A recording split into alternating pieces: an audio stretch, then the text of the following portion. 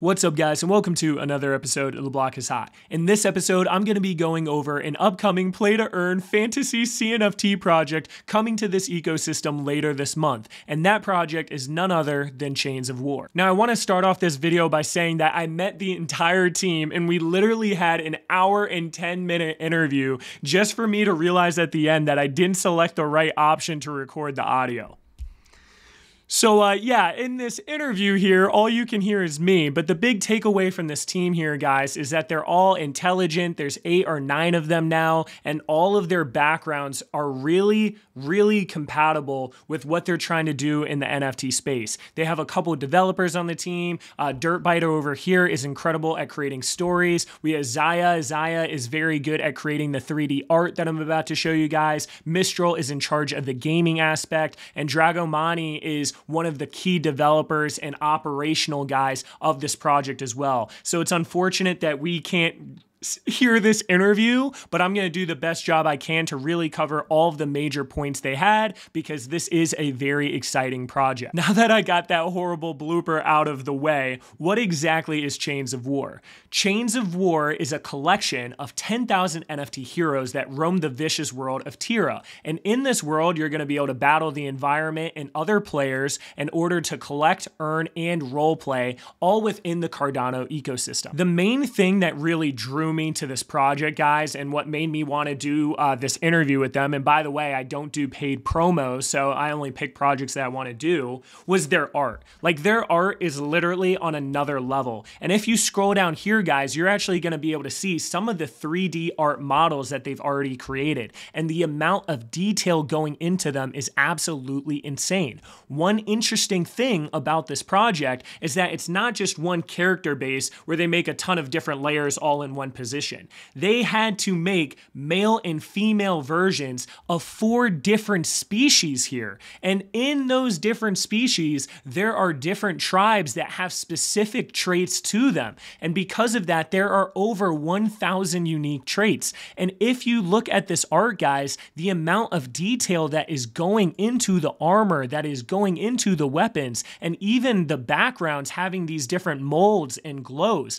it's really next level. This dude's axe alone has all of these different encrypted Bitcoin looking, motherboard looking design on it as well. And they had to do this for a countless amount of different weapons for each species and class. It's honestly insane. And in the interview, when he was showing me the process of making it, I was like, holy crap, dude, this must have taken hours and hours and hours. Speaking of the different species, there's actually 4 different species that you can get here. You can get the Elvi, the humans, the Uthraki, and the Hadiki. And each of these species are going to have their own unique benefits encrypted into the metadata. So for example, guys, maybe these Uthraki, or these orc-looking characters, have additional strength as their main benefit. Or maybe these Elvi have additional intelligence or agility. It's really cool, and it's all built into the metadata of the NFT. So once the play-to-earn game aspect comes out, you are going to have different combinations and benefits and be able to pick a class and species that really relates to your playing style. Now, the metadata doesn't stop here, guys. It actually goes way more into depth, and there's a lot of different factors and characteristics that can change our individual NFT in the metadata, and that in turn is going to have a different play style. So you're really going to be able to find an NFT that fits what your specific needs or wants are, and then play that in the play-to-earn game that is going to launch sometime next year. To kind of break down all of the different factors, guys, we have this example Uthraki right here. And the first part of this is that it's a Uthraki. So there's 4 different species, and each species, like I said, are going to have different benefits. Maybe these Uthraki or orc-looking characters are going to have more strength and more health than, let's say, the Elvi. The second part of this is Death Commando. This is the role or almost job of this specific NFT. So when you mint the NFTs, guys, you could get get all of these different roles. You could get a peasant, for example, or you could get a warrior, or you could get a traveler, a farmer, whatever the case is. There are all of these different roles, and to be able to get a death commando is very, very special because that is going to have more strength and more rarity than getting something like a peasant.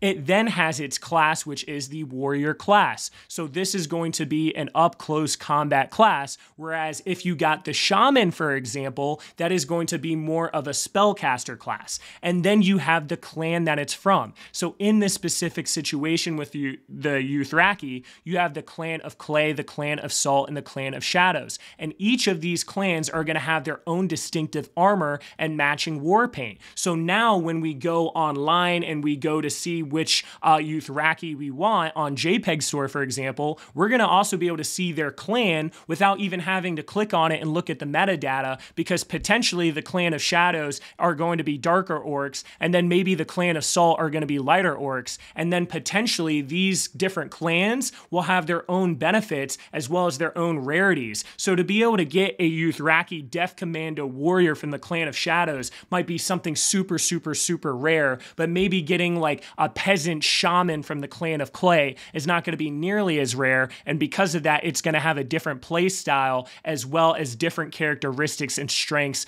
in the play to earn game. One of the big things that this team is trying to do with this project is really make it story driven so that people are more connected with their NFT and the overall lore. So as this project goes on, there's going to be more and more lore, and there's going to be more and more things that happen. But right here is the overall general map of Tira, which is going to be the main world that you can go into. Now, this isn't going to be some sort of metaverse with all these different land plots and stuff like this, but it is going to have a big role in the story as well as the play to earn aspect. You can also look at the different races and get some more information. So for example, it's showing us a couple of different options you have. Maybe this is the shaman of Gor Gulam, which is a pale orc, and basically you can get all of the different backstories. You can get the maps, you can get little videos of how they built this in their 3D system. You can look into the Hadaki, all of that stuff. Now, for me, I think stories and lore are super important. I tend to be pretty busy going over a lot of projects, so it's hard for me to keep up on some stuff, but I do think this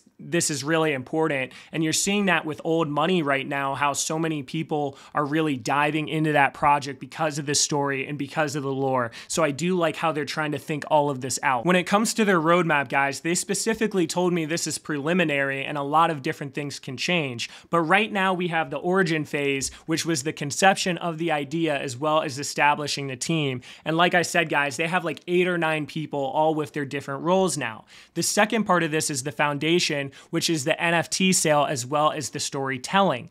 After that, there's going to be the empowering phase where they're going to have their main token, which is the Mira token. This token is going to be the main utility token in the play to earn game. They're also saying that they potentially might do another drop during this time that are going to benefit the holders of these 10,000 original NFT heroes that you can get. And they were saying that they might do a mount or something really cool like that. The next phase of this, which is probably in 2023, they said, is the gamification aspect where you're going to be able to quest, where you're, playing against the environment, and you're also going to have this NFT forge. Now, essentially, guys, the main idea of this gamification aspect is you're going to have your class, you're going to have your species, and that species is going to have its own unique armor that gives it different stats and abilities. And what happens is you're going to drop into this world, and there's going to be some sort of time limit, and you have to beat all of these different mobs as well as other players and get to the end of this map, get to the objective within that time frame. And whatever you kill and whatever you loot during that time frame is able to go with you if you are able to achieve the objective. Now, if you aren't able to achieve the objective, then you simply don't get any loot. Now, what's really cool about this, guys, is let's say you jump into this world, you're fighting all these mobs, you're trying to get to the end. Let's say you kill one of these mobs and you pick up a legendary weapon. Well, if you can escape to the end of the game, you're going to be able to keep that legendary weapon. And you're going to be able to do one of two things. You're either going to be able to go to the NFT Forge, where you're going to be able to equip that weapon. You're going to get a new NFT once you equip that weapon, and it's actually going to show you with that weapon, which is super cool. It's like the whole customization aspect. And when you equipped it, it is also going to give you all of those additional stats. The second thing you can do is you're going to be able to sell that NFT if you wanted to on the marketplace that they're going to create, and you're going to get these mirror tokens. The mirror token is the main utility token, and with those tokens, you can sell it on the, and exchange it for Bitcoin, whatever you want to do, and that is going to be the play to earn aspect. At the end of every interview I always ask them the same question, and the question is, why should I invest in your project? Why should the people in the block basically invest in your project? And their answer was, guys, was that one, their art looks really great, which I can't argue with. It's 3D art with all these different classes and species and male and female, and it honestly does look really good. The second thing they said is that their team is very competent and they know what they're doing. They have experience in this. That I can also vouch for from the conversations that I had from them.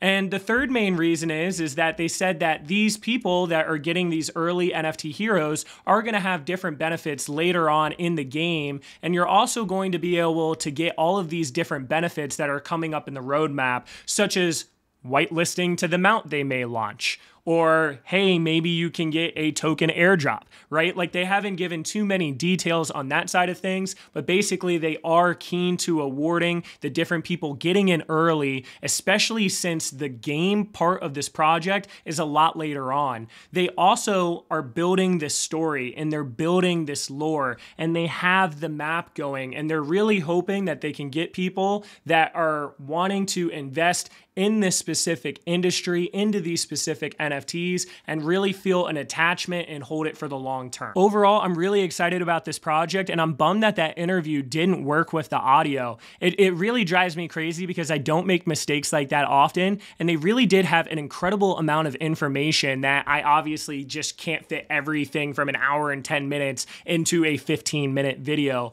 But definitely give these guys a follow. Definitely pay attention to what they're doing here. I have my eye on the project, and they are planning on releasing on the 29th of April or later this month. There are going to be 10,000 of these heroes, and we have no idea how much they're going to cost. Once we get closer to this launch date, I'm going to make another opinion or potentially another video of this project of what I'm personally going to be doing, but this project is definitely on my radar, and I'm happy that I had that interview with the team just to get a deeper perspective of what this project is really about, so I could give you guys sort of that alpha information or information that really isn't out there on the main website yet. That pretty much sums up this video today though, guys. Definitely give them a follow and check out their Discord if you're interested in the project and just want to learn more information. And once again, this isn't a paid promotion. I don't do paid promotions. You can ask them. This is not a paid promotion. I simply like covering projects that I like and that I think can potentially have value to you guys. So if you enjoyed it and learned something or appreciate me trying to